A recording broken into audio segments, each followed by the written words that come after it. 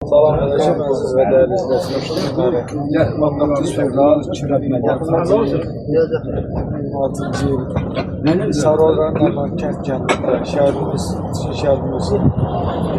Ağayev Rəsul Babaxanoğlu'nun dəfn mərasimidir. Burada şəhərimizin sizlərlə yaxınlaşdı mənə. Dedi ki, şəhid haqqında biz xoş xatirələrimizi görüşəcəyik.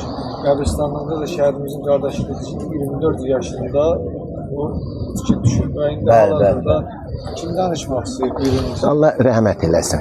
Allah o dünyasını versin. Bunların yeri cənnətdeydi, qardaş.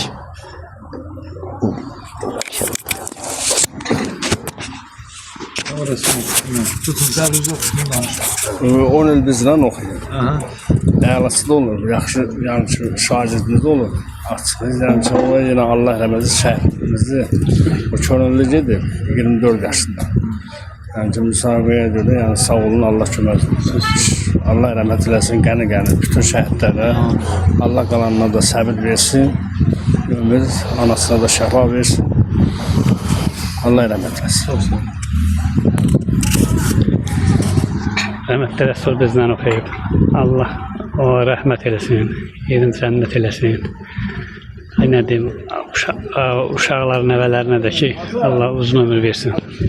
Sağ ol, Allah kömək olsun. Burasından tutun da belə. Yaxınlaşdırın.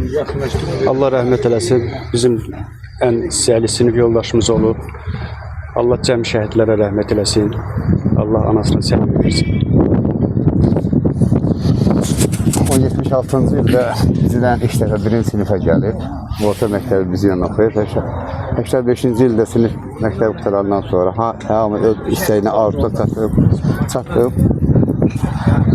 çatdığına görə o da hərbi xidmətə gedir. Hərbi xidmətdən gələndən sonra 1993-cü illərdə o könüllü olaraq Ağdərədə cəbhəyə gedir.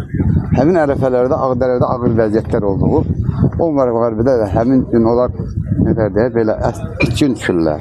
İndi çox şükür ki, 34 ildən sonra ki, onun nəşi gəlib öz ailəsinə çatıbsa, bunu oturduruq şükür eləmək lazım. Mən onun yoldaşına, qardaşlarına, anasına Allahdan səbir diləyirəm. O gün olsun ki, onun balaları, nəvələri öz babalarına fəxr eləsin ki, belə atalar, babaları olub. Heç bir kəs, heç bir valideynin Allah Teala sızıqlatmasın. Bu günü heç kimə Allah Teala qismət eləməsin. Allah rəhmət eləsin şəhidimizə.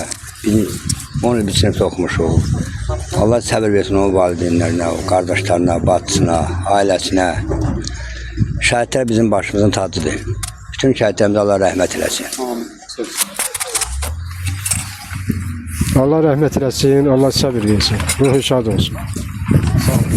Allah sizin yoldaşlarını hər birinizə İnşallah şəhərimizin yadigarı o Rəsulun da toyuna gələcək. İnşallah Allah qoysa, Allah nəsib qismət eləsin. Allah